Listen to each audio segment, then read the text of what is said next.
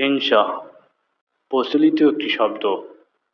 আমরা সাধারণত অনেক ধরনের, অনেক রকমের মানুষের সাথে হিংসা করি। যেমন সমবয়সী বন্ধু, কোটি টাকার মালিক, আমি পারলাম না, হিংসা হয়। সহিহ বুখারীর হাদিসের বর্ণনা অনুযায়ী দুইটি বিষয় ব্যতীত হিংসা করা যাবে না। চলুন জেনে নেই কোন দুইটি বিষয় ব্যতীত হিংসা করা যাবে না।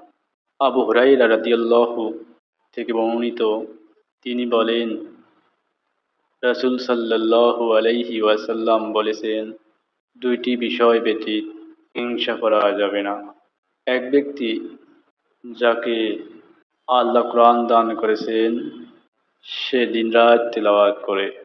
কেউ বলল, একে যা দেয়া হয়েছে যদি আমাকেও তা দেয়া হতো তবে সে যেমন করেছে আমিও তেমন করতাম। আর এক ব্যক্তি যাকে আল্লাহ মাল দিয়েছেন, সে তা যথাযথভাবে খরচ করে। কেউ বলল, তাকে যা দেয়া হয়েছে তা যদি আমাকেও দেয়া হতো তাহলে আমিও অবশ্যই তাই করতাম। সে যা করে। সহিহ বুখারীর ৭,২৩২ নম্বর হাদিস। আল্লাহ তাআলা যেন সবাইকে বোঝার তৌফিক দান করেন।